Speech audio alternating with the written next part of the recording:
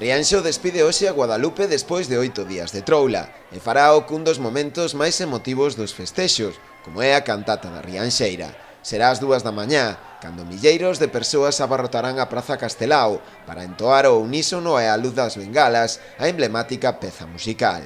Será o punto e final a unha das celebracións con maior tradición na comarca.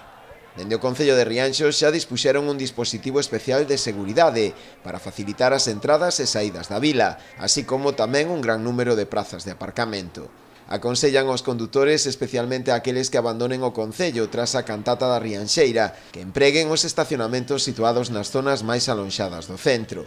Habilitáronse estacionamentos gratuitos no Porto, en Punta Fincheira, na Estrada de Tanxil, no Xogo dos Bolos e na zona alta e baixa de Rianxiño, así como tamén na urbanización da Martela. Dende a Policía Local tamén se pide aos veciños de Rianxo e Taragoña que non usen os seus vehículos para chegarse ao centro urbano, co fin de non colapsar as rúas máis céntricas. Tras o cántico de despedida, os rianxeiros apurarán as últimas horas da festa. As orquestas Charleston, Alcar e Metrópolis serán as encargadas de que ninguén marche para a casa ata ben entrada a mañá do sábado.